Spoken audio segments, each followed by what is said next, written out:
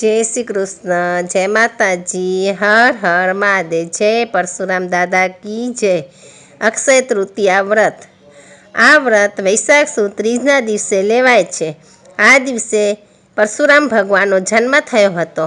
આ દિવસે જે કાંઈ શુભ કાર્યો કરવામાં આવે, દાન પુણ્ય કરવામાં આવે એ સઘળા અક્ષય થાય છે તથા ગંગા સ્નાન કરવાથી મનુષ્ય સઘળા પાપોમાંથી મુક્ત થાય છે। જો આ દિવસે કૃતિકા અને રોહિણી નક્ષત્ર હોય તો ઘણું સારું કહેવાય। ભાવિક ભક્તો આ દિવસે ભગવાન પરશુરામની કથા વાર્તા વાંચે છે। હવે આપણે કથા વાર્તા સાંભળશું। કોઈ એક ગામમાં ઉત્તમચંદ નામે એક વાણિયો પત્ની તથા બાળકો સાથે રહેતો હતો। તે પૈસે ટકે ખૂબ સુખી હતો। સ્વભાવે તે ખૂબ દયાળુ અને ભાવિક હતો। તેના આંગણે આવેલા સાધુ સંતો ક્યારેય નિરાશ થઈ પાછા ફરતા ન હતા। જો કોઈ સાધુ સંતો તેના આંગણે ન આવે તો વાણિયો ખુદ જાતે શોધવા નીકળી તેમને બોલાવી જમાડતો હતો।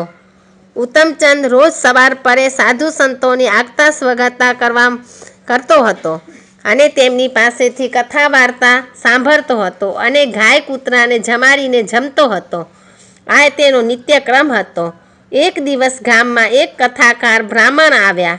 તેણે અક્ષય તૃતીયા વ્રતનો મહિમા સમજાવતા કહ્યું, વૈશાખ સુદ ત્રીજના દિવસે તે અક્ષય તૃતીયા દિવસ કહેવાય છે।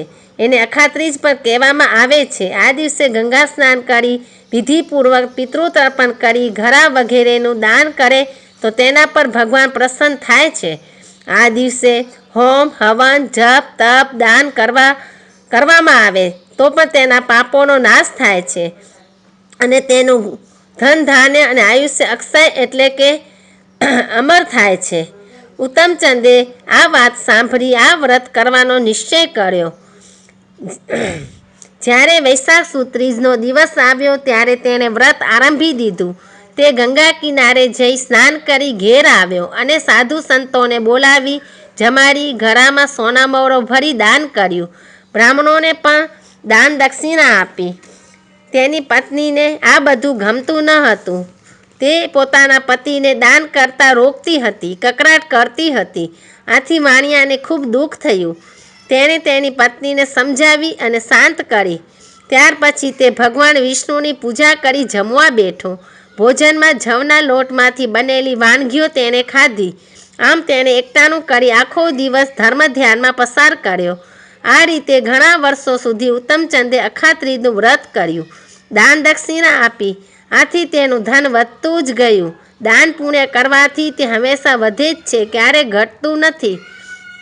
આ જન્મમાં ઉત્તમચંદે આચરેલા અક્ષય તૃતીયા વ્રતના પ્રભાવે તે બીજા જન્મમાં અમરાવતી નગરીમાં એક ક્ષત્રિય રાજાને ત્યાં જન્મ્યો અને મોટો તથા રાજગાદી પર બેઠો।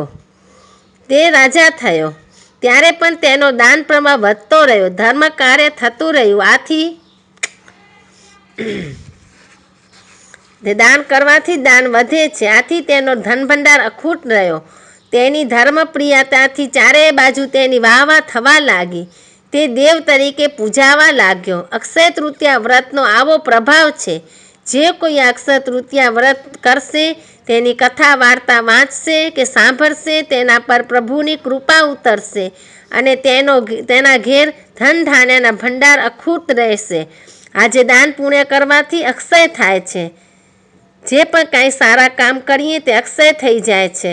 હર હર મહાદેવ, જય પરશુરામ દાદા કી જય।